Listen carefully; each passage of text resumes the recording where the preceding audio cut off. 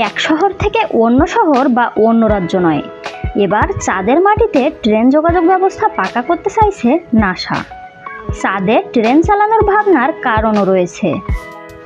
চাঁদের মাটি স্পর্শ করতে পেরেছে এখনো পর্যন্ত বিশ্বের মাত্র 5টি দেশ: আমেরিকা, রাশিয়া, চীন, ভারত ও জাপান।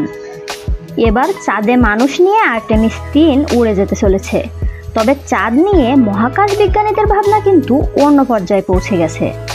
এমনিতেই পৃথিবীর পাশাপাশি অন্য এক গ্রহ বা উপগ্রহে বসবাসের পাকাপোক্ত বন্দোবস্ত করতে উঠে পড়ে লেগেছেন বিজ্ঞানীরা। আর সেই লক্ষ্যে তাদের প্রথম পছন্দ চাঁদ বা মঙ্গল গ্রহ। চাঁদের বুকে 2030 সালের মধ্যেই একটি পাকাপাকি গবেষণাস্থল বানিয়ে ফেলার ভাবনা রয়েছে নাসার।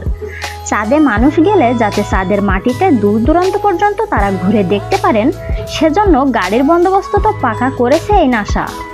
সেই সঙ্গে জিনিসপত্র নিয়ে এক জায়গা থেকে চাঁদের অন্য জায়গায় যাওয়ার জন্য রেলপথের যোগাযোগ ব্যবস্থাও করতে চলেছে তারা।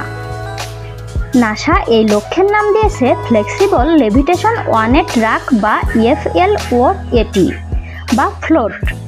এটি কার্যকরী করতে পারলেই চাঁদের মাটিতে যোগাযোগ অনেকটাই শক্তিশালী হবে। চাঁদ নেহাতি ছোট জায়গা নয়, তাই সেখানে এক প্রান্ত থেকে অন্য প্রান্তে দ্রুত যোগাযোগ স্থাপন করতে এমন একটি বিশেষ ধরনের রেল লাইন এবং বিশেষ স্টেশন অবশ্যই আগামী দিনে চাঁদে থাকার স্বপ্নকে সার্থক করার পথে এগিয়ে নিয়ে যেতে পারবে।